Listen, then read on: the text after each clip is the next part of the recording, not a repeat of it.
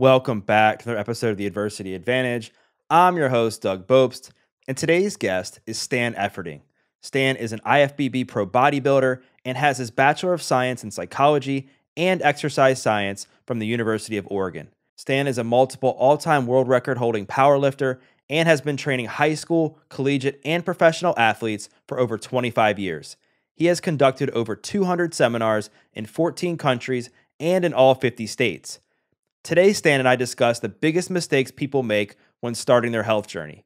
He shares why compliance is the science and what the most successful dieters have in common. Stan reveals a simple step-by-step guide for weight loss, including the types of foods to consume, as well as how to determine things like total calories and macronutrients and how to adjust along the way. We also get into the power of walking, how to build muscle in the gym, and so much more. So let's get this conversation going and welcome Stan Efferding to the Adversity Advantage podcast. Stan, welcome to the podcast. Thanks, brother. Appreciate you having me on. Yeah, I'm looking forward to chatting with you. And I guess a good place for us to start is when people are starting a fitness journey, whether they're trying to lose weight, whether they're trying to gain weight, whether they're trying to run a marathon or, compete in some sort of bodybuilding competition. You hear a lot of people talk about like, what's the recipe for success? Like what needs to happen? But I think it's important to talk about some things that you shouldn't do because plenty of people start the new year super excited to embark on some sort of health journey, and then many people fall off by the spring. So if there were like a few things that in your mind that people just shouldn't do from the start when it comes to starting a health and fitness journey, what would they be? Well, I think it would be too big of a departure from your current schedule or habits. You got to make little changes. I find that people, they want to go to the gym and start crushing themselves with workouts, and they just end up getting injured or exhausted. And, you've had a lot of good people on here talking about the compensation effect of training, where you end up just going home and sitting more and eating more because you're tired.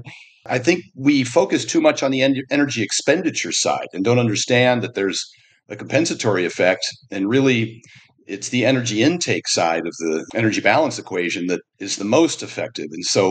And even there, I think people will go to too big of an extreme on their diet. They'll completely change everything and try and start eating foods that they might not enjoy. And so I've always said that compliance is the science. You have to find something that's simple, sensible, and sustainable that can become part of a lifestyle.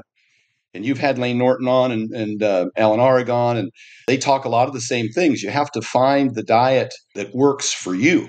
And you don't have to pick a particular diet, assuming it's, the best diet, because that doesn't exist. The best diet's the one you'll follow. And people tend to jump on like, I'm going to do the keto, or I'm going to do intermittent fasting, or I'm going to do vegan or vertical for that matter, and just think that that's like the bee's knees and that's going to get them where they want to be. All diets work when they're strictly adhered to. I was on Tom Bilyeu's podcast and I spoke about the McDonald's diet, and that even the McDonald's diet works if you can maintain a calorie deficit. Of course, oftentimes when that information is repeated, they cut off the fact that I said I would never recommend a McDonald's diet, mainly because it's difficult to comply with, and adherence is, what's most important. So you cannot white knuckle hunger. That is something you have to get in front of in terms of the subconscious and use the tools available to help create satiety. And there's a few things in our toolbox, and it's not magic.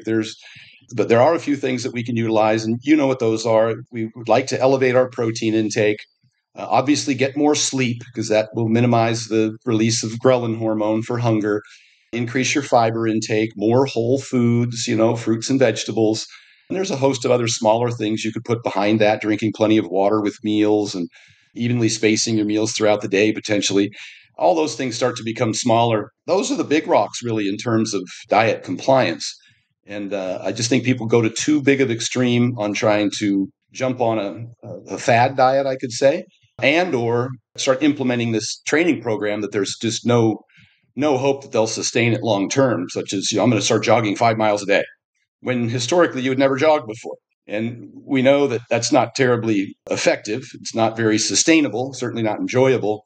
And so it's probably a bad idea. I would select things that you would do as part of your normal lifestyle without sacrificing, the time that you're already obligated to work and kids and all of that, and do something that you can fit into your regular schedule that's enjoyable and sustainable. You're so right. Like compliance is the science, and the best plan is the one that people are going to stick to like long term. And like diving more into adherence and developing new healthy habits that are sustainable, like people oftentimes, let's just say they figure out like what diet or what plan is going to work for them. Oftentimes they still are able to bite off a little bit more than they can chew sometimes. And then when things get hard and things get challenging and life happens, it becomes harder for them to adhere to whatever plan that they've begun. So what are some of your, top tips that you've either used personally or professionally with clients to really help them adhere to their plan long term? Yeah, my top tips are consistent with that of the research we see from the Weight Control Registry, who's the largest study of successful dieters, over 10,000 dieters they've tracked for many years who have lost over 60 pounds and kept it off for more than 6 years. One of the first things on the list is 98% of them went on a diet. So a plan is better than no plan. The idea that you could be successful without actually setting out a goal and having a plan in place is not very likely. So next on the list of things, those folks, the vast majority of them increased their energy expenditure. And walking was the number one thing. And beyond that, 78% of them ate breakfast. The vast majority of them weighed themselves daily. That which gets measured gets improved.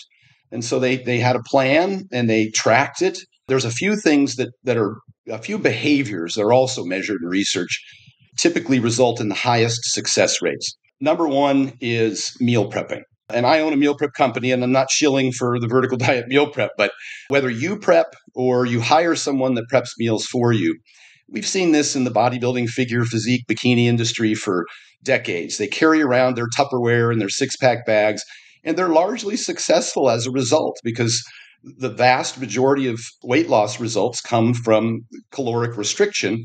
And the best way to adhere to that is to pre-prepare your meal so that you have exactly what you need in your portion sizes that you are allowed on your diet. And if you open up your fridge in the morning and your Tupperwares are sitting there and you know exactly what to eat and you're not inclined to grab something on the run when you're hungry and potentially overeat, your compliance is much better. After that, again, I mentioned tracking. I just use a little spreadsheet. All of my clients will send me a text every single day of a picture of each meal that they eat. They'll just snap a quick picture. Now I've got a date and a time stamp. I know exactly what they're eating. It holds them accountable more than it is for my information. They'll send me their daily weight, their daily hours of sleep, and their 10-minute walks. And I track those on a daily basis with all my clients. I think third on that list of things is to have a coach, someone to hold you accountable, whether it's a training partner or a spouse or a coach. Hire somebody that you can check in with and be held accountable to, by and to. Those are the three most successful behaviors that you can implement to, long term. Those are great tips, man. And I think people listening, you should take out a pen and paper, a pencil, and just write those three things down and just figure out how you can like create a plan that includes those three things to make sure that you're adhering to a plan long term. And I want to get into more specifics as far as like creating a plan that helps you lose weight, if that's the goal, or gain weight, and talk about how to figure out how many calories to eat. But I want to dive into your story a little bit because you've achieved so much from a fitness standpoint in the bodybuilding world, in the powerlifting world, as a coach, and then also building your own fitness business. So like, as you look back, like what's been the most meaningful achievement for you? Well, boy, it's hard to say if any one thing. I've just been so passionate about this since the day I first picked up a weight in my freshman year of college when I weighed 140 pounds and I wanted to be a pro bodybuilder. What a mountain that was to begin to climb. And I've gained and lost well over 1,000 pounds, albeit intentionally, throughout my career, bulking up to over 300 pounds many times throughout my career, going as far back as the 1994 all the way through 2014 to powerlift. And of course, dieted down to single digit body fat to compete as an IFBB pro bodybuilder. And I learned a lot of lessons along the way. And I continuously sought out more and new information. We didn't have the internet back when I was starting out, and I studied exercise science at the University of Oregon. I became a high school soccer coach. I started working with the University of Oregon football and track team and was a personal trainer. I worked at gyms. I've owned multiple gyms throughout the years. I own a gym now. I still train clients. It's something that's been a passion of mine throughout my life, and I've always pursued and sought out the best information I could. For many, many years, of course, it was training under great athletes like the legend Flex Wheeler, or of course Mark Bell for powerlifting, Eddie Cohn. Worked with just about every guru in the industry, to be honest, and I took lessons from each of them, and I put them in my toolbox, and I discarded that which didn't work, and I continued to gather more and more information. And actually, since retiring from competing, I've learned more than I ever learned while I was competing. I partnered with Dr. Damon McCune, who's a PhD RDN, was director of dietetics for UNLV. And we spent a number of years and hundreds of hours compiling all the information in the vertical diet to publish a book that's on Amazon and at Barnes & Noble, and to update and make sure we had over 200 references in my Vertical Diet 3.0 ebook, just to make sure it was science-based and it was comprehensive, and that people who engaged with me could have a list of everything that I thought was important, very specifically described. I even call them prescriptions throughout my ebook. And that kind of, I think, pursuit of knowledge and then consistently applying it to myself and to my clients, I think it just kind of enabled me to kind of refine and hone in on what worked best for most people, understanding that what works for me might not work for you, and what works for most people doesn't work for everyone. And I'm cautious to look at the fact that there are outliers, and individuals, present with their own, genetics, predispositions, goals, all those challenges that each individual has. And so, I can't say it was any one thing. It's the accumulation of information, and it's never any one thing. Like, even if you talk about something as specific as blood pressure, very comprehensive. There's half a dozen different things that you need to do. We saw this I don't mean to be ranting on here, but we saw this in the Alzheimer's research, where for years they were pursuing a single medication. And come to find out, it's so multifactorial that, after hundreds of millions of dollars were spent by pharmaceutical companies, they could not come up with any single intervention that could be, FDA approved and prescribed to help with those kinds of things. So it's difficult to give with a broad brush recommendations.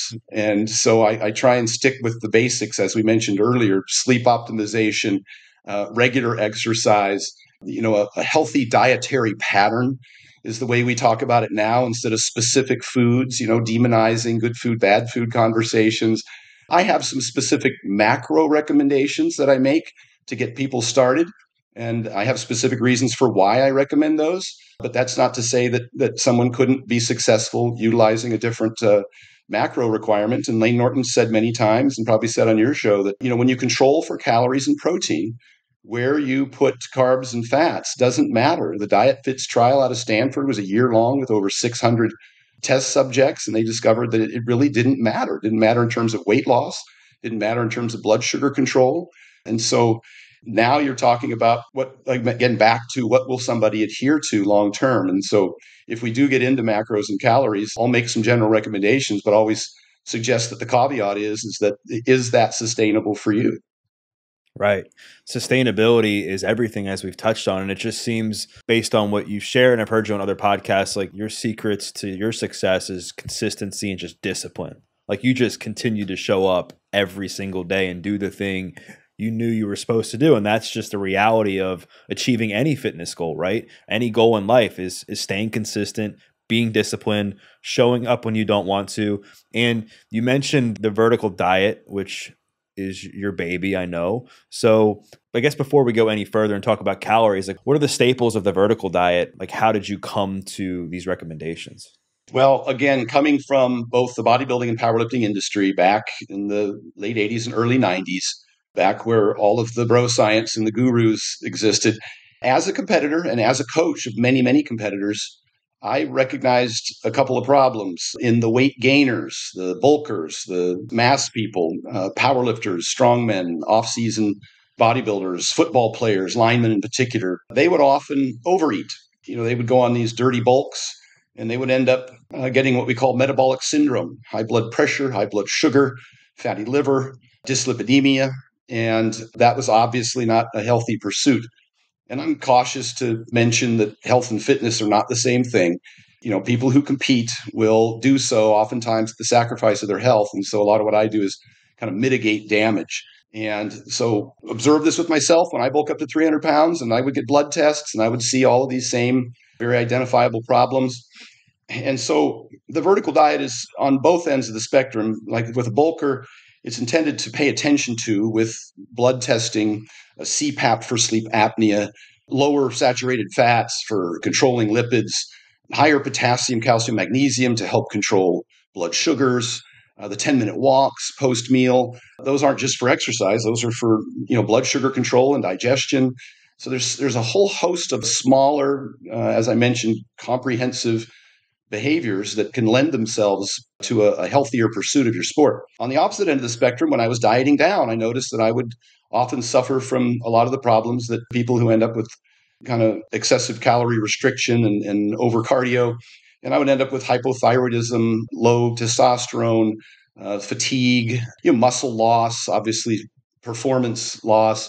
And women in particular, worked with a lot of women going back as far as the early 90s, a lot of professional figure and physique and bikini competitors all the way up to the Olympia level, and track athletes, distance runners, females in particular. They end up suffering what's called the female triad. They get it's chronic calorie restriction, amenorrhea, which is a cessation of the menstrual period, and osteoporosis or osteopenia, which is going to be your bone mineral density loss.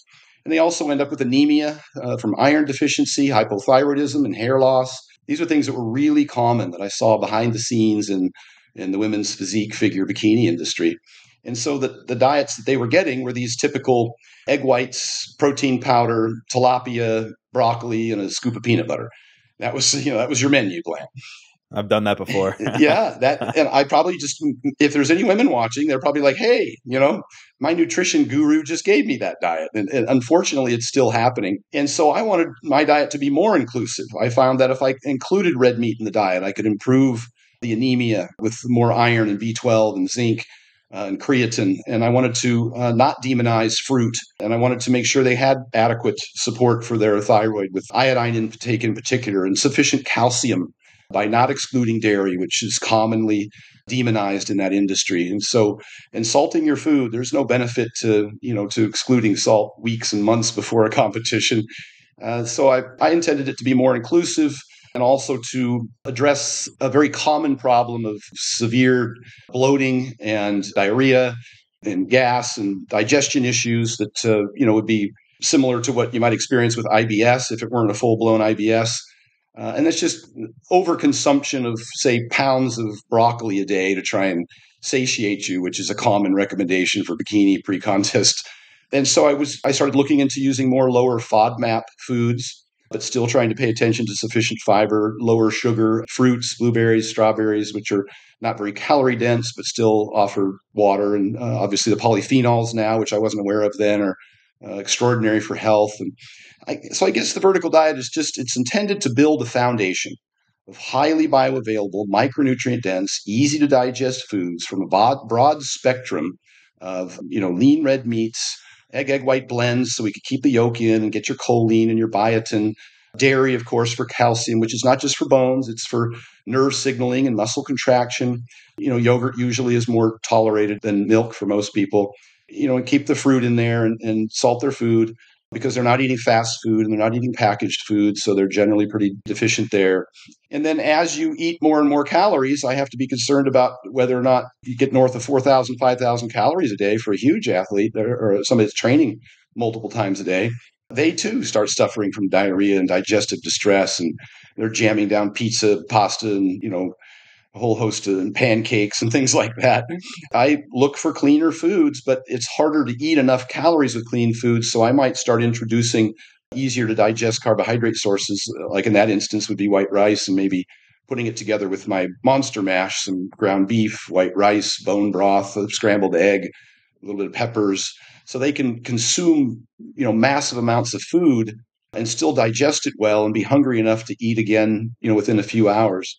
So I know I bounce back and forth there a lot, but because my experience, both personally and with my clients, spans both ends of the spectrum, I wanted to have a solution that, that helped everyone.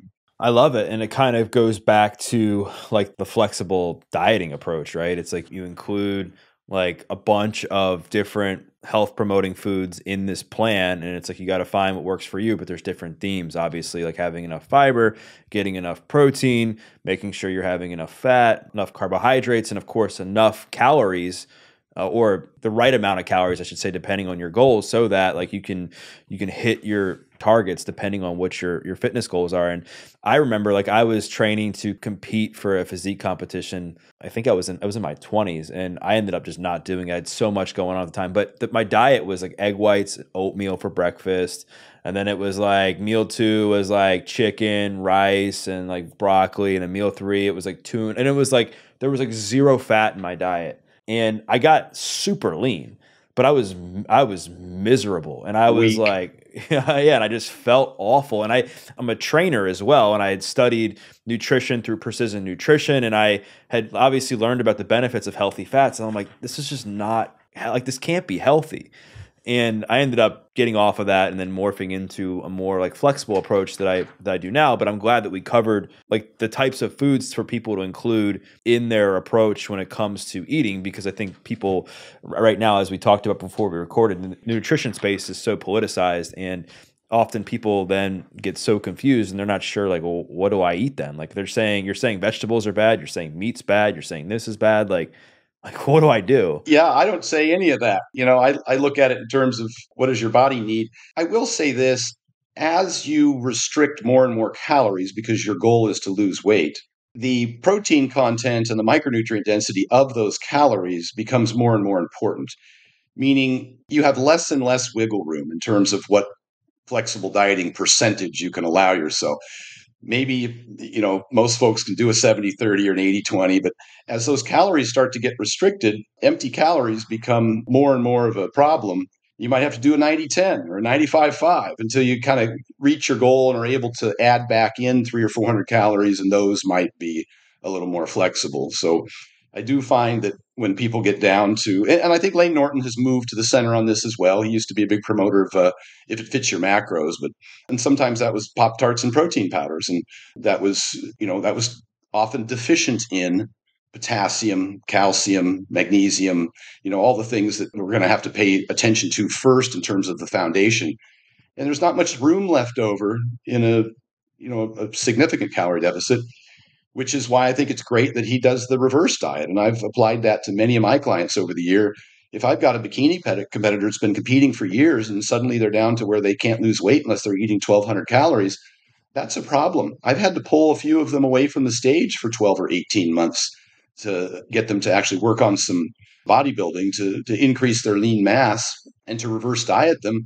And now I've got, 122-pound female bikini competitors, 117-pound bikini competitors dieting on 2,300 calories. And now, of course, they have a lot more wiggle room because they can satisfy their protein demands and their healthy fats and their micronutrients and still have a little room for some of the other things that they enjoy. So really important, I think, is that chronic dieters tend to end up having a lower and lower energy expenditure, and over time, just losing more and more muscle mass and slowing their basal metabolic rate. And that's not a good place to be. Right. It's definitely not a good place to be. And when you mention like the 70-30 and 90-10, do you mean like adherence, like that they should adhere to it 90%? Yeah. Alan Argon has a great book called Flexible Dieting. He talks about, an 80-20. If 80% of your foods that you consume are healthy whole foods, then the other 20%, as long as they kind of fit your macros, then that's a sustainable diet. And I would agree with that until such time that you've chronically dieted and now your total daily caloric intake is 1,400. An 80-20 might put you in a position where you're just not getting sufficient calcium and potassium or protein. So that's what I'm cautious of. Got it. Got it. And that makes a lot of sense. And so I guess going back to, let's just say you have somebody who's listening to this and they want to begin to, let's just say they want to lose weight. I would say more people want to lose weight than they want to gain weight. I would guess, based on my career as a trainer. And then one of the things people struggle with is like, well, how do I know how many calories to eat? So let's start there. So like, how can somebody begin to understand how many calories they should start with when they start to embark on this journey? And then like, where do they go from there? Let's do it. Let's try and keep it kind of simple. Maybe something you could write on a 3x5 card or on a napkin at lunchtime in 5 minutes, and so they could get going. I have a quick start guide at the beginning of my ebook where I do this very same thing. 2 ways to calculate the total number of calories. You can keep a daily log of everything you're currently eating. And at the end of 3 days or a week, assuming you haven't gained or lost weight during that week, those calories would be indicative of your maintenance calories. Or you could pull up an equation. We use the Mifflin-St. Jeor equation. You've heard a lot of these BMR calculators on the internet. And you can enter your height and weight and your daily work rate, and it'll spit out a number. Both of those are really just estimates. It's a starting point.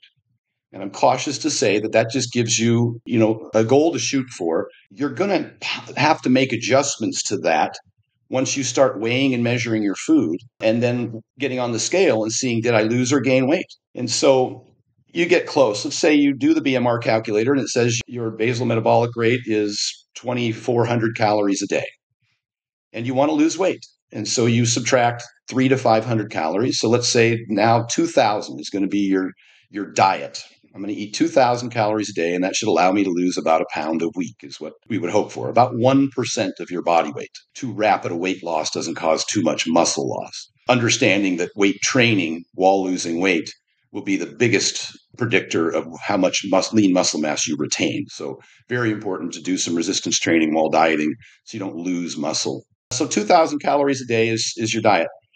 So the first thing you're going to want to do is be very accurate about that. It's not something you can just kind of wing it.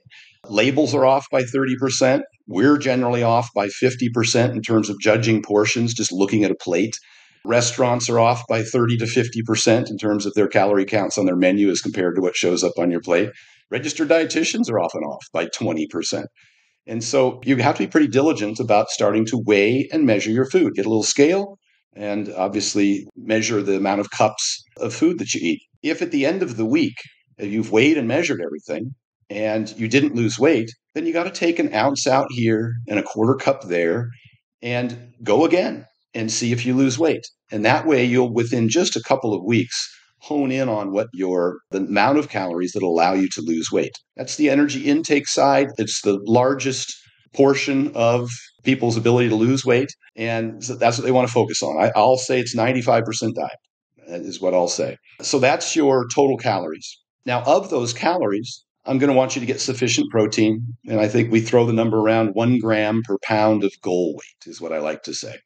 It prevents us from having to do a lot of calculations, but 0.8 grams per pound, I'll say a gram per pound of goal weight. So if you weigh 160 pounds and you want to be 140, then let's get 140 grams of protein in a day.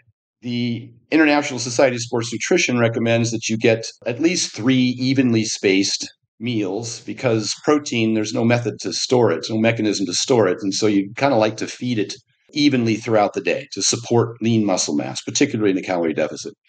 So that 140 grams of protein, you divide that by 3. So you're getting about 45 grams of protein per meal. Most women will tell me they get up in the morning and they'll have 1 egg, half a bagel, and a cup of coffee. Well, that's 10 grams of protein. Where's the other 35 grams of protein coming from if you intend to hit your protein mark for the day? And again, protein is important not just for retention of lean muscle mass, but also for satiety. It'll help prevent you from being as hungry.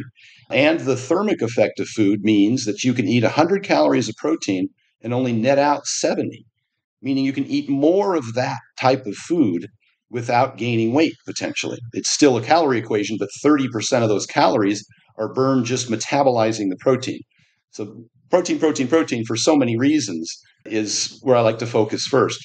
And in terms of glycemic control for people with type 2 diabetes or blood sugar abnormalities or insulin resistance, protein appears to be the most important macronutrient in terms of what we call postprandial glycemia. After a meal, how high does your sugar spike and how long does it stay elevated? Protein seems to mitigate that.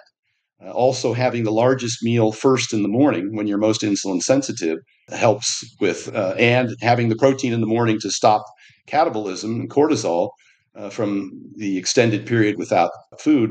That seems to be the best meal of the day. We're seeing now eat like a king for breakfast, a prince for lunch, and a pauper for dinner is what's being prescribed. And if you want to do some sort of time-restricted feeding, now everyone's suggesting do early time-restricted feeding, meaning eat breakfast and skip dinner. If that's, if you like the idea of doing some sort of intermittent fast sort of schedule, if that works for you, it's preferable to eat the breakfast for all those reasons. So we've got the total calories, and now we've plugged in our protein. We've said that's 1 gram per pound of lean weight. So now you need 140 grams of protein. That's, 560 calories. I like to take about half of that as fats. We need sufficient fats for energy, for health, actually. Every membrane in the body, every cell membrane is a fatty lipid bilayer, and so you got to moves A, D, E, and K around. And there's a whole host of reasons why fat is good for health. And so if I'm getting 140 grams of protein, I want to get 70 grams of fat. So I plug that number in. So now I've got the protein and I've got the fat. You can calculate the calories by multiplying the protein by 4 and the fat by 9. What was I say? That's 140 is 560. And then 70 grams of protein is times 9 is 630. I think we're right at about 1,200 calories there, pretty darn close. The other 800 would be carbs. So it's the rest. I just put that in quotes, the rest.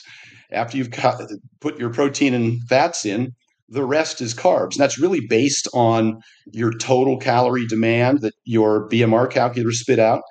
And, 160-pound, relatively sedentary. I mean, obviously we'd want to take walks and get our 8,000 steps a day in, would burn fewer calories than someone doing CrossFit twice a day. In someone doing CrossFit twice a day, the rest would include more carbs to fuel more work. I would prefer it to be carbs because for that kind of workload, it's more optimal for performance. So 800 calories, that's 200 grams of carbs that's left. So now we've got 140 grams of protein, 70 grams of fat, 200 grams of carbs. And then we start to introduce the foods that would fill that. Obviously, I like a variety of protein sources, chicken, lean, like top sirloin or 90-10 or 96-4 beef, egg white blend, fat-free Greek yogurt, all of those things, salmon twice a week. All of those things would satisfy your protein demand. Obviously, legumes would fit into that as well, and any other protein sources that you could get from vegetables if you preferred. So some protein and oatmeal. So that would be my protein. The fats are generally in the protein sources. Salmon has fats, beef has fats, chicken has fats, eggs have fats. It's kind of in there. If you want to throw a little bit of olive oil on a salad, that's fantastic. But that all kind of fills the fatty requirement. You do like to keep that saturated fat below 10%, which means that butter and bacon are generally off the menu for most people who respond poorly to saturated fat. And only a blood test and your LDL would give you that indication. And then next is the carbs. And I like to start my carbohydrates with high potassium carbs. Fruits, a potato, yogurt has a decent amount of carbs and is high in potassium. A potato has twice as much potassium as a banana. So I'm generally prescribing a daily potato and some fruits, particularly for weight loss. A, for the potassium, and B, because they're the highest on the satiety index. And we talked earlier about how important it is to be satiated or you're going to come off your diet. Once you get hungry, you're going to start overeating and binging. And so that's kind of where it starts, and a little bit of oatmeal for more fiber. And then if you have any room left, then you can throw in whatever carbohydrates you want. It still breaks down into sugars. And that would be my calories and my macros and the specific types of foods I would recommend and the reasons why.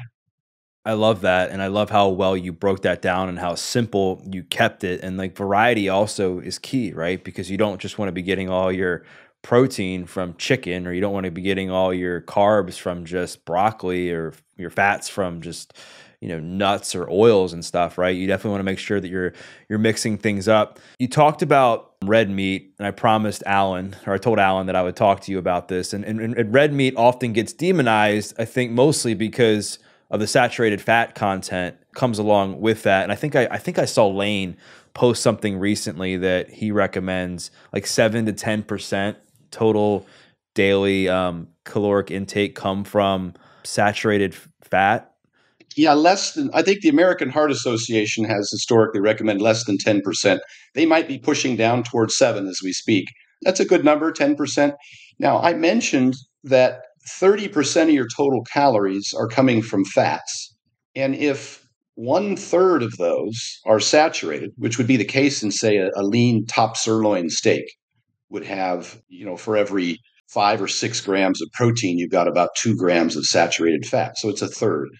If a third of your calories are fats, or 30%, and 30% of those fats are saturated, that's 9%. And so as long as you're avoiding saturated fat bombs, butter, bacon, coconut oil, I'm sorry, it's just not magic. Ice cream is another one. I know people try and think of it as being dairy, but it's processed in such a way that the fat is no longer protective. Dairy fat is protective of cardiovascular disease. It does not appear that that specific type of fat, that milk fat globulin membrane, appears to protect against the LDL raising effects of cholesterol of the saturated fats from dairy. That having been said, I'm still not a big fan of slogging down a gallon of whole milk like I did in my early 20s, the GOMAD diet. But I don't really count dairy necessarily because it has been shown to be cardioprotective, and that fat does not raise LDL. So yeah, 10% is a good number. My fat recommendations stay within that number as long as you avoid the bombs, the fat bombs, the saturated fat bombs. So for red meat, I guess from what you're saying is, you're good with red meat, but also you want to make sure that you're paying attention to like what percentage of your caloric intake is coming from the red meat, the saturated fat, and then because I think if it gets above that number, you're more at risk for cardiovascular disease. Is that the thing? Yeah. And again, that goes back to what's the overall dietary pattern? Rather than demonizing a particular food, what is the overall dietary pattern? And in this case, if you put together some lean top sirloin steak with an egg white blend and some fat-free Greek yogurt and some chicken breast and some salmon, you're going to be below your 10%. So that's the dietary pattern. And yes, saturated fats. I know people think about cholesterol in the diet, raising cholesterol in the bloodstream, but in fact, that's not very common. The dietary guidelines have recognized cholesterol in the diet is no longer a nutrient of concern because it's esterified and the body doesn't convert that into cholesterol in the bloodstream. There's a small percentage of people with hypercholesterolemia or who can convert esterified cholesterol into LDL. They just have to pay attention to their blood tests and they might have to be more restricted. But the vast majority of people don't have problems, specifically in terms of eggs. Certainly a healthy food. You might get a 7 to 10 point LDL increase from 1 to 3 eggs, but none after that. You could have 20. And so long as you aren't one of the predisposed individuals, a small percentage of the population that is able to convert that, you're fine. So yeah, saturated fats will raise LDL. It has a lot it kind of depends on whether or not it's production or clearance is your problem. But having sufficient thyroid function has a huge impact on LDL clearance. Anytime we see somebody's blood test with their TSH over 2 and an elevated LDL, we want to focus on the TSH first before we look at some alternative medical intervention, and always lifestyle first. But lifestyle has modest effects in compared to particularly for those people who are predisposed, so have a genetic predisposition. Lifestyle may not work. You might be on the strictest diet in the world. And Lane Norton, I don't know if he discussed it with you, but he's got a LDL of 130 and he takes statins now. He uses a combination therapy, rosuvastatin, I believe, and ezetimibe, which is a low-dose statin along with, I think ezetimibe helps with LDL clearance, I'm pretty sure. But the two of them together are much more effective with a lot fewer potential side effects in terms of myalgia or anything like that. So I don't want to discourage people. I'm not a holistic practitioner over here saying that food is medicine. I've never been that way. I'm not opposed to medicine, as we know. I'm a pro bodybuilder and powerlifter. I've utilized all the medicine I can over the years to compete at a very high level. So I'm not going to eschew somebody from maybe having to get thyroid intervention or even testosterone replacement therapy if they're hypogonadal, or using a responsibly prescribed statin intervention for high LDLs. I mean, ultimately this is supposed to be a pursuit of lifespan and health span. Right. No, it's true. I mean, and I think at the end of the day, like we've said a few times, like you have to do what works for you. And so continuing along this continuum, somebody that's listening now has this index card and they've figured out now how to calculate how many calories they need. They figured out the amount of protein. They figured out the amount of fats, carbs. And then within that, they know the types of foods that they should try to aim for. Like, let's just say that somebody's now, they're on this path and they're having some success, that they're weighing themselves or they're figuring out a way to measure their success and they are losing some weight. Like, how do they adjust? Because I mean, I'm sure you can't just, if you lose 10 pounds, I mean, you're probably going to need to adjust your caloric intake, right? Yeah, you'll need to. Your basal metabolic rate is usually dependent on your body weight. So as you lose weight, you're going to burn fewer calories because you have less mass to support. And there's not a problem with that. That's normal. Obviously, we want to maintain as much lean muscle tissue as possible because that does have a higher caloric demand. And so you'd want to work out throughout this process and try and build muscle. That's why my protein recommendations are where they are. Also, just as an aside, they've compared a 30% protein diet, what they call a high protein diet, to an 18% Mediterranean, described as a Mediterranean diet, about 18% protein. And the 30% protein diet, the high protein diet compared to Mediterranean, had better outcomes in terms of glycemic control. Again, looking at type 2 diabetics or insulin sensitivity. So just more ammunition that the higher protein diet has additional benefits beyond just lean muscle mass. And then the training stimulus. And ultimately, yeah, if you start losing 10, 15 pounds and you stop, you might have to lower your calories a little bit more or increase your energy expenditure. Couple of things about energy expenditure. We talked about this earlier. I was careful about compensation. I don't prescribe people to go to the gym and do an hour of treadmill for a number of reasons. It's not terribly effective. Your body tends to compensate over time by burning fewer calories for the amount of work that you do. It just gets more efficient at it. It's not terribly enjoyable or sustainable. There's a lot of barriers to entry to getting dressed, getting in your car, driving to the gym. We've got kids, we've got jobs. It's not the most easiest to comply with recommendation. So I recommend the 10-minute walks for a whole host of reasons beyond just the cardiovascular benefit and the energy expenditure, the calorie burning benefit. I mentioned glycemic control, digestion, but compliance is the biggest thing.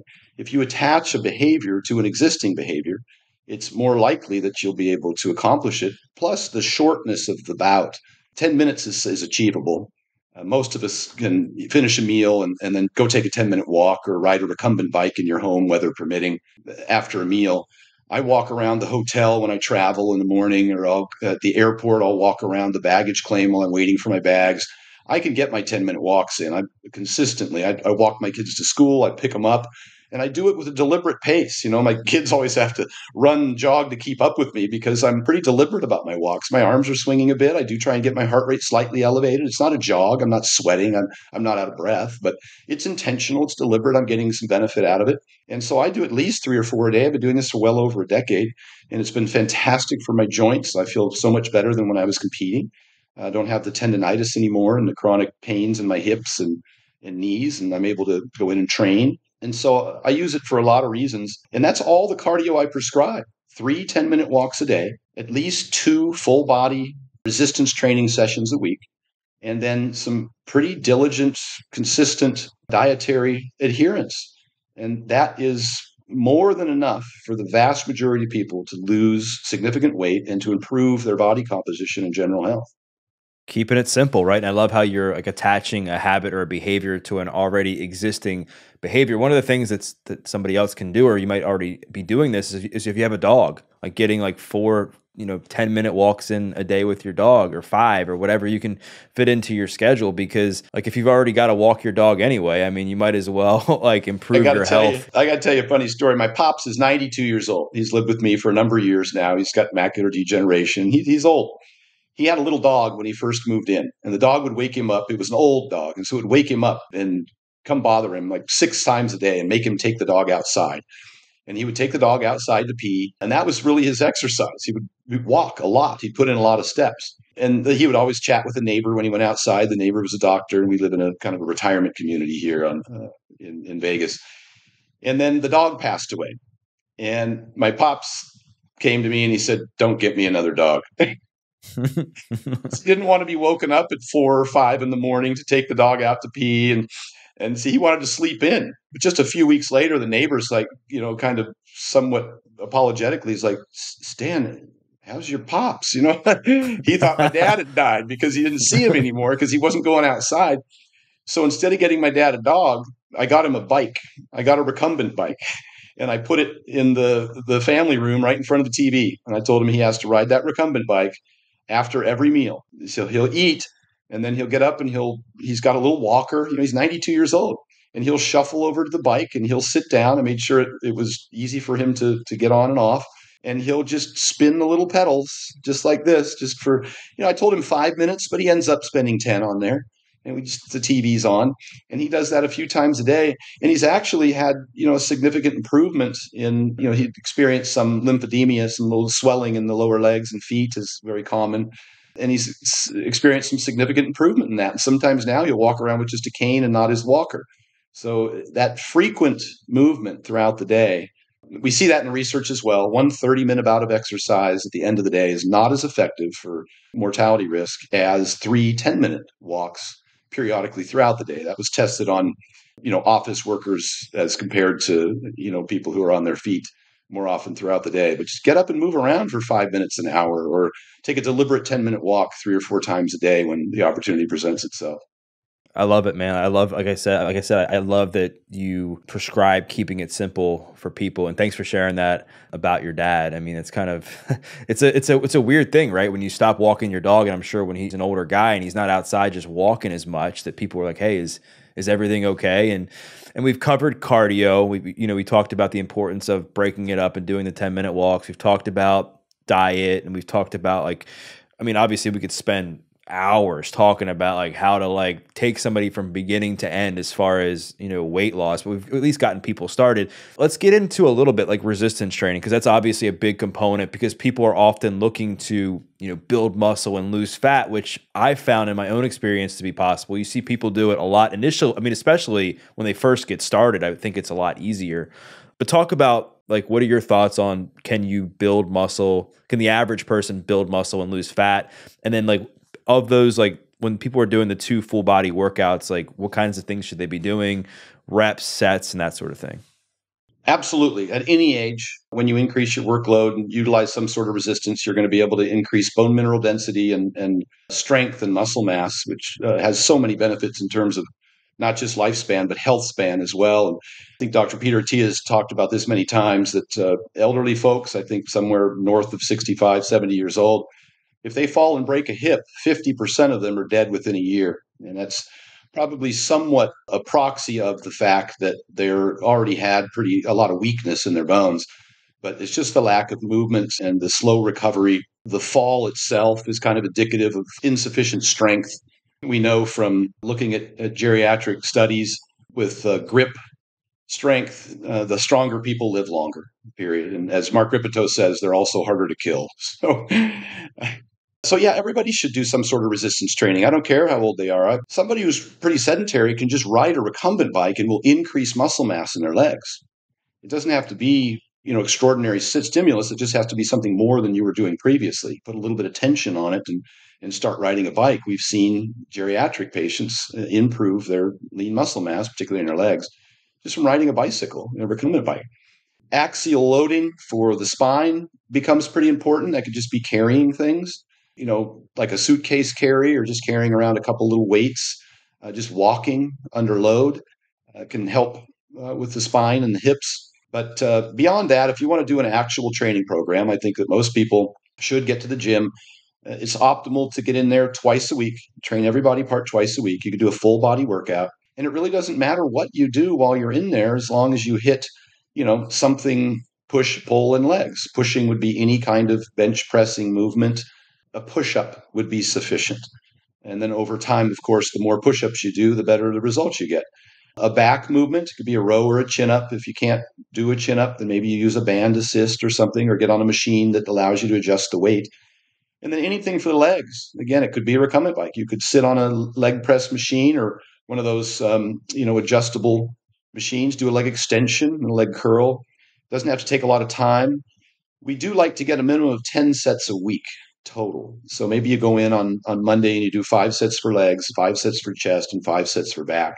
And if you go in a circuit, you could probably knock all that out in 20 minutes. And so now we're going twice a week, 10 total sets per week. And the intensity would be the next part.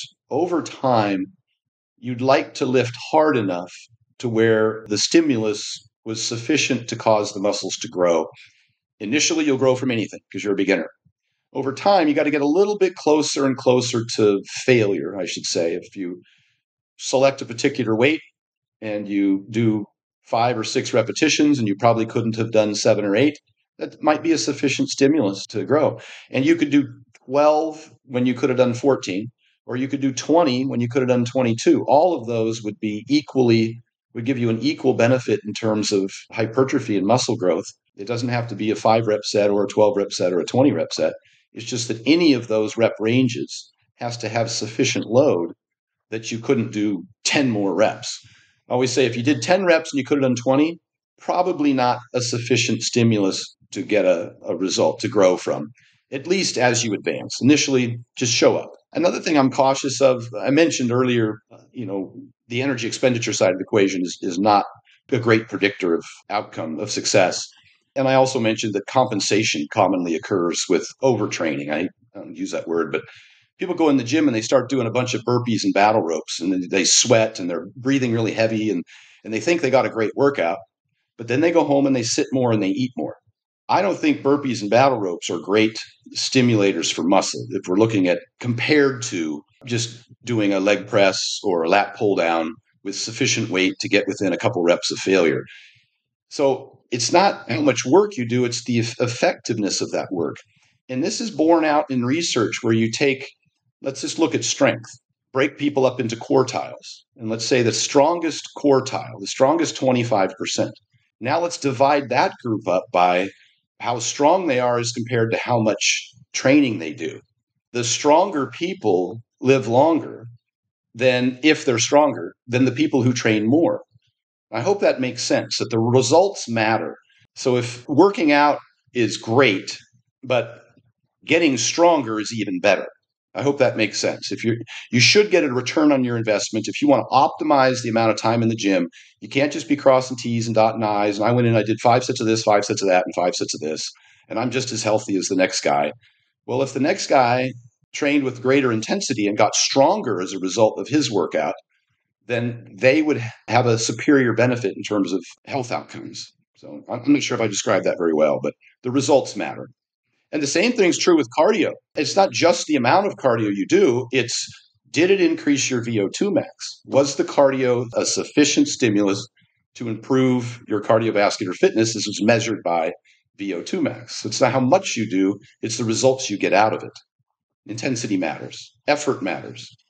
Yeah. And it all goes back, I think, even into the calorie and nutrition equation. Like a good first step for weight loss is making sure you're eating less, right? And that could be, your calories come from junk food. Again, you don't recommend it, but at least you're eating less, and that's at least helping you lose some weight, and that's getting you motivated to keep going. And then you, again, choose some of the foods that we've talked about earlier as far as what to include in your plan. The same thing with the gym. Like a good first step is just getting in the gym and just breaking that bad habit of not going, getting in there and just doing something. And then the next step is doing something that's, more efficient, like we talked about, like the 10 sets per week per body part, and making sure you're training to nearly failure, and making sure that you're pushing yourself from a cardiovascular standpoint and from obviously a strength standpoint as well.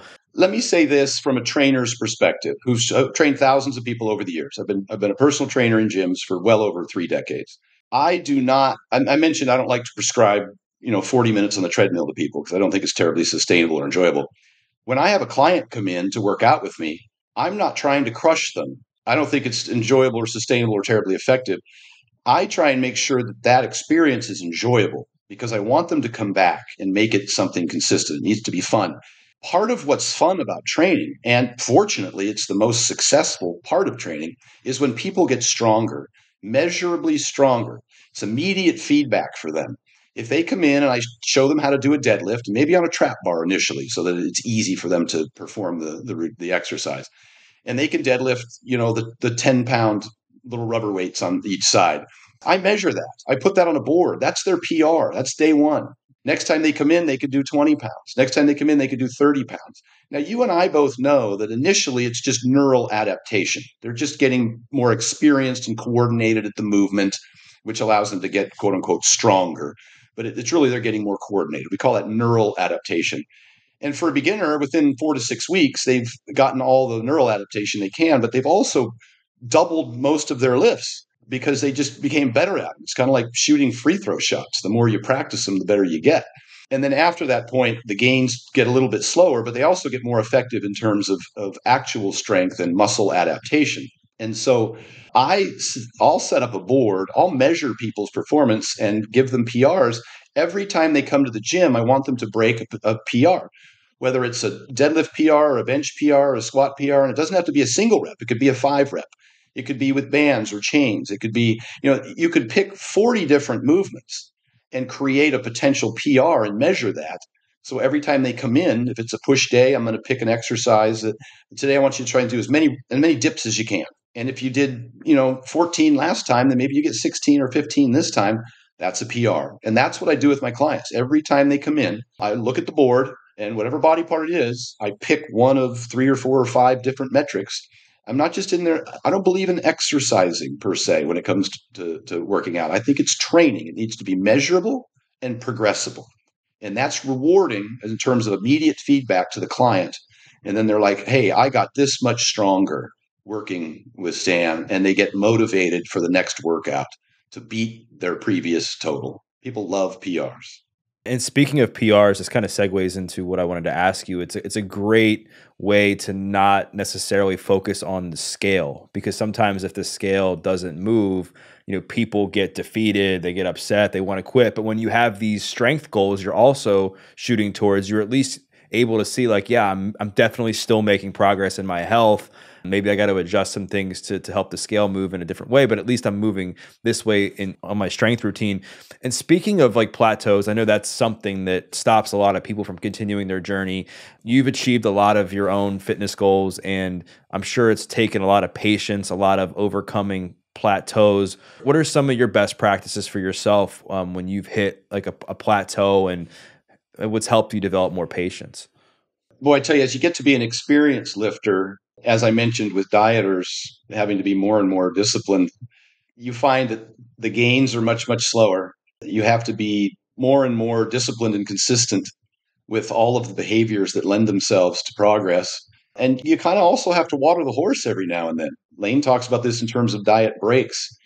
Sometimes you might need to go back to maintenance calories for a few weeks or a month, give your brain a rest and give yourself a break, then dive back into the deficit.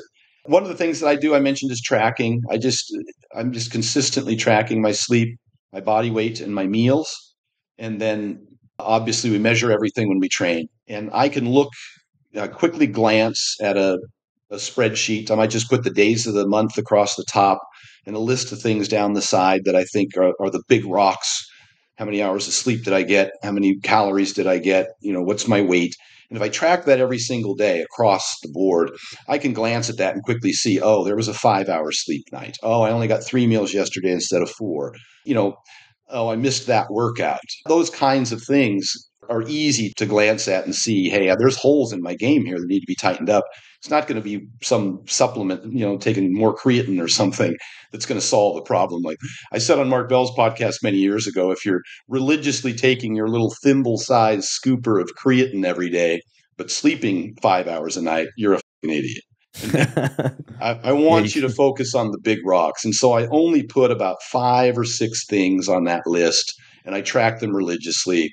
And yeah, maybe down at the bottom, I've got my, vitamin D and magnesium and whatever else, creatine that you're taking. But really, how meaningful is that? All of it together might be 1%.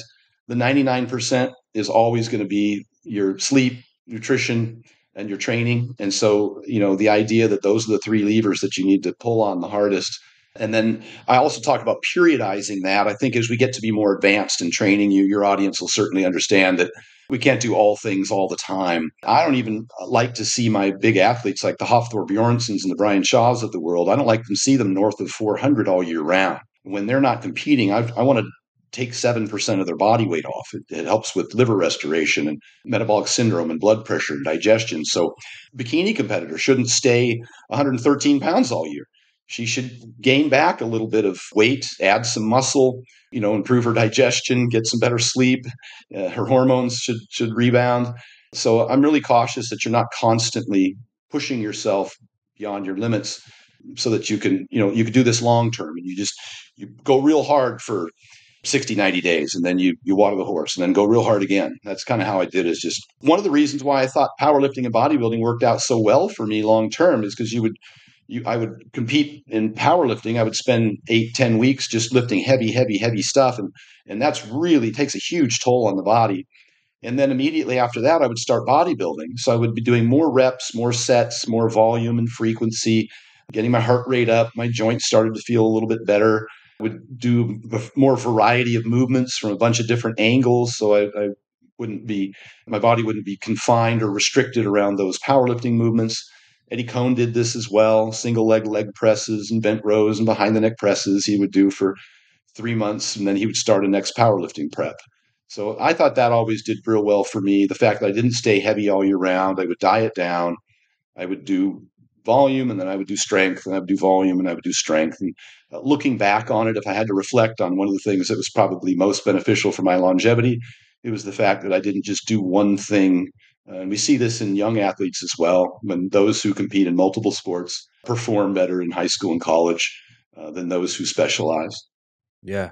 I mean, there's a couple things that you said there that I think are so important. Number one is like mixing things up, making sure that you're not doing the same thing over and over again, giving yourself a break if you need to, and then making sure you're mastering the fundamentals before trying some quote unquote hack that you think will, fix your health overnight, which we know doesn't exist. Last question I want to ask you, and it goes in line obviously with what you do now professionally, but it's also something that a lot of people struggle with, and that's meal prepping. We've talked so much about nutrition, and I think so many people get overwhelmed. They're like, well, I don't have time to make all this stuff. So what are your best tips to meal prep efficiently?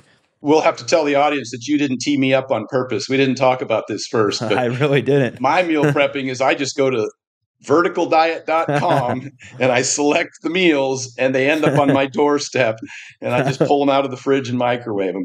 And, I've been doing that since long before I had a meal prep company, as mentioned. And I have a video on YouTube called Meal Prep for Traveling or something like that. I've traveled all over the world. I've been in 14 countries in all 50 states. I've done over 200 seminars in the last 5 years. And I always take my meals with me. I get the little $20 24-ounce thermos from Amazon, and I'll get like 5 of them. And if I've got to travel to Russia, which is like a 22-hour day, I'll put 5 super hot meals into those thermos, and I'll put them in my carry-on bag and slide them under my footrest there. And I'll eat those every 4 hours as my diet requires, exactly the food that I enjoy, that feels good on me, that's the macros and calories that I like. And I fly around on weekends and stuff to go do seminars here in the States. I always have a couple of thermos with me. And so that's the biggest thing in terms of compliance and meal prepping, is that when I get up in the morning and I'm making breakfast for me and the kids, I'm making a couple extra meals while I'm doing that. And I have a little canning funnel in my thermos there, and I'll put the food into it. And I've got 2 thermos. And I say, even about your kids, I'll pack meals for my kids for lunch and put them in the little mini thermos. And I would no sooner send my kid out on the football field without a helmet and pads than I would send him off about his day without meals, without some sort of food that prevents him from getting a Coke and a pizza somewhere. And again, not demonizing, but generally speaking, I'd like to see more whole foods and along with the macros I recommend. So if you can't, and I know that ordering meal prep comes at a considerable cost, more than what it would take to order it yourself. I actually save money when I travel because I use my meal prep. I take all my meal prep with me. When I went to Russia, or when I went to Switzerland, or when I went to Australia, I take a rolling Coleman cooler. And I'll put 30 frozen meals in that rolling Coleman cooler and put a tie strap on it and just check it on the plane. So I get off the plane and I'm rolling my food for the whole week right behind me. And I stay someplace with a fridge and a microwave. And now, I mean, the alternative is you go to restaurants. What's that cost? It's huge, particularly internationally. So I'm getting my 4 to 5 meals a day, and it's convenient and it's cost effective. And if you're home, I used to do the same thing. I'd get a whole bunch of the little Tupperwares, and I would pre-cook my meals. And I like the Monster Mash. I eat that pretty consistently throughout the day, just the ground bison or beef and a little bit of white rice and some scrambled eggs, and then maybe spinach and peppers and some bone broth. And I blend it all together in a mix. The bone broth keeps everything moist, so when I heat it up, it's not all dry, and it blends up into a nice mash. My friends call it dog food, but But It does kind of sound like, well, I mean, it sounds good, but I'm saying it's I can imagine why delicious. they, Yeah, yeah, it doesn't. It might not look the greatest, but hey, you design it as you enjoy. And then I'll make those the evening before, and then I'll freeze them. And then when I get up in the morning, I could just throw all those Tupperware into my checked luggage, and they'll stay frozen until I get to my destination, and I can eat those throughout the weekend. So people who travel around. And this works for police, fire, and ambulance, for busy soccer moms who are real estate agents and they're running around all day. And, in the trunk of their car, they've got, I like the thermos because then I didn't have to find a microwave to reheat the food, and it stayed nice and warm for me. And I could just quickly, in 10 minutes, I could get my meal in and get back to being productive and not get off my diet. But that's the big thing. I think meal prep's the number one. If you ask me, the most effective thing you could do is just to prep your meals. you're right, man. And I think one of the things that I do is I'll buy like my chicken breasts or my meat that I'm going to eat for the week, and then I'll throw it in the oven. And while that's in the oven, I'm still like, a frozen, I just buy the steamable vegetables. It's just easy for me. And I'll steam, a couple bags of vegetables, and then I might have some rice boiling. And so I have it down to a science that, like, the first thing I do is I put the meat in, because that's like what's going to take the most amount of time is the meat in the oven, right? You're as bad as me, Doug. You've got it all down to how many minutes each thing takes and what you start first. You got my fellow OCD buddy right here. I'm a former drug addict, so I guess I'm like obsessive in that way, that like I had to like use that energy for something good. But it's the most efficient way I found, is that you have to be mindful of time, especially if you have a family, you got kids. I don't have kids, thankfully. Otherwise, I would have to be even more diligent with my time. That you really have to be meticulous about, like, all right, when are you going to plan your meals? When are you going to prep the food? And how are you going to do it in a way that's manageable? Yeah, you said something that's interesting. We should touch on the topic real quickly. People oftentimes they don't want to be too restricted. And you say, well, I have this system and I have this every day. Most people have the same one or two meals for breakfast, one or two meals for lunch, one or two meals for dinner. Most people, vast majority I've ever worked with. So this idea that diversity is the focus is not consistent with the average person. So yeah, most of us tend to eat the same thing every day. There's some benefits to that. We call it food reward. When you get something that you're hungry for, when you decide, oh, I'm hungry, and then you think, okay, what am I hungry for? And then whether it's Carl's Jr. or Burger King or McDonald's, or you name your favorite junk food, fast food place, when you go there, you're inclined to overeat by a lot because you're hungry for it. Same thing if you open your fridge, you don't already have a meal prepped in your Tupperware, whatever. Now you're looking around the fridge for what you're hungry for. And it's much more likely you'll eat more of that as a result, as opposed to what you've already prepared that is on your meal plan. So, and another thing is snacks. A lot of people don't necessarily eat just because they're hungry. They eat out of boredom. They eat out of social situations. Maybe just watching a movie at night at home. Stress. Also trauma. There's a whole host of different reasons why people eat, and we like them to be cognizant of that, and maybe even record what we call mindfully eat and understand. Why am I eating right now? And would I still be hungry if I were to be eating something that was on my meal plan? We like to get the things out of the house. Now, I've said that, you shouldn't be over restrictive and it's okay to include some of your favorite foods. But if they're readily available and they're very high calorie and they're ultra processed and hyper palatable, the likelihood you're going to be consuming significantly more of them than you should is pretty likely. And so if you get those out of the house, it creates a barrier to entry. Now you got to get in the car, you got to drive somewhere to get it, and you replace them with alternatives. One of the things I like is biltong. It's a jerky that's really low in fat and really low in sugar.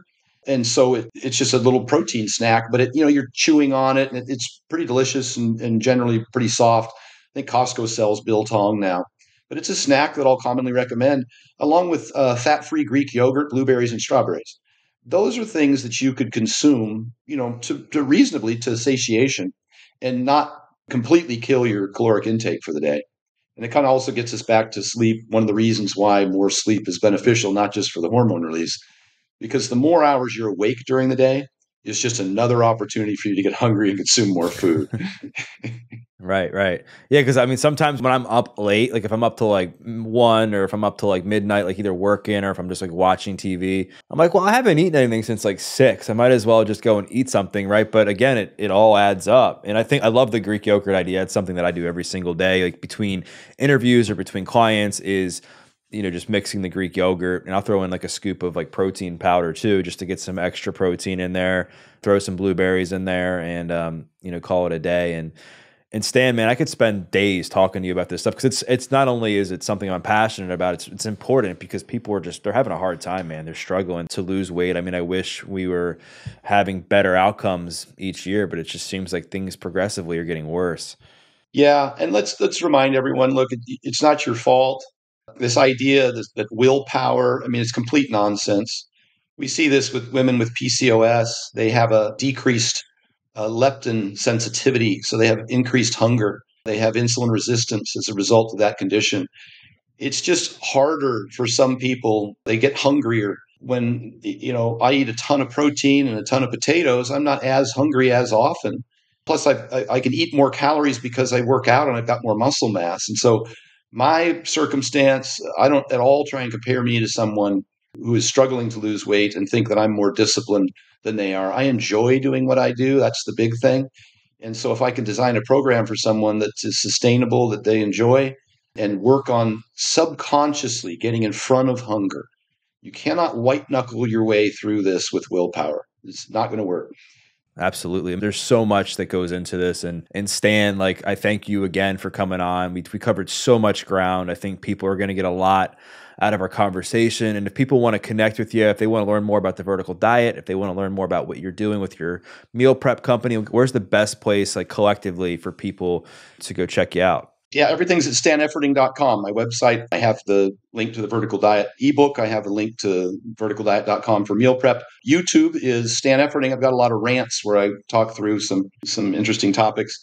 And then Instagram is also at Stan Efferding. Amazing. Well, I'll make sure to include the links to that stuff in the show notes. And for those listening, what I invite you to do is to share a takeaway. Maybe it was something that Stan said at the beginning about like why most people end up failing on whatever health journey they end up embarking on, and some things that you got to do to make sure that you're able to sustain that. Maybe it was something that he said as far as like how to figure out how many calories you should be eating every day, and then what goes along with that as far as macronutrients, protein, fats, carbohydrates.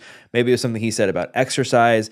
Maybe it was something he said about plateaus. Whatever Stan said that resonated with you, make sure to tag him, tag myself, because we'd love to hear your feedback. And we once again thank you for listening to this episode of The Adversity Advantage. I'm your host, Doug Bopst. We'll see you next time.